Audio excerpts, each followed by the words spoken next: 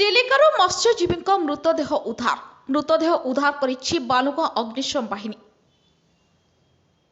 ଆଜି ସକାଳେ ବାଲୁଗାଁ ସାମନ୍ତରାପୁର ଗ୍ରାମର ଅଭି ଦିହୁଡୀଙ୍କ ପୁତ୍ର ମୁନା ଦିହୁଡୀ ବୟସ 30 ବର୍ଷ କଂସାରୀ ନଈରେ କାର୍ଯ୍ୟରତ ଶ୍ରମିକମାନଙ୍କ ପାଇଁ ଖାଦ୍ୟ ସାମଗ୍ରୀ ସହ ଡିଜେଲ ନେଇ ଏକ ଯନ୍ତ୍ର ଚାଳିତ ଡଙ୍ଗାରେ ଯାଉଥିବା ବେଳେ କୌଣସି କାରଣ ଯୋଗୁଁ କଳିଯୁଗେଶ୍ୱର ମନ୍ଦିର ନିକଟ ଚିଲିକାରେ ଭାରସାମ୍ୟ ହରାଇ ଡଙ୍ଗାଟି ଓଲଟି ଯାଇଥିଲା। ଡଙ୍ଗାଟି ଚିଲିକାରେ ଭାସୁଥିବା କିଛି ମତ୍ସ୍ୟଜୀବୀ ଦେଖିବାକୁ ପାଇଥିଲେ। ଘଟଣା ପ୍ରଘଟ ହେବା ପରେ ବାଲୁଗାଁ ଅଗ୍ନିଶମ ବାହିନୀ ଘଟଣାସ୍ଥଳରେ ପହଞ୍ଚି ଡଙ୍ଗାକୁ ଉଦ୍ଧାର କରିବା ସହ ବହୁ ସମୟ ଧରି ଖୋଜାଖୋଜି କରିଥିଲେ। କିଛି ସମୟ ପରେ ଜଣେ ବ୍ୟକ୍ତିଙ୍କୁ ମୁମୂର୍ଷୁ ଅବସ୍ଥାରେ ଉଦ୍ଧାର କରିଥିଲେ। ଉଦ୍ଧାର ବ୍ୟକ୍ତିଙ୍କୁ ବାଲୁଗାଁ ଗୋଷ୍ଠୀ ସ୍ୱାସ୍ଥ୍ୟ କେନ୍ଦ୍ରରେ ଭର୍ତ୍ତି କରିଥିଲେ। ମାତ୍ର ଡାକ୍ତର ତାଙ୍କୁ ମୃତ ଘୋଷଣା କରିଥିଲେ।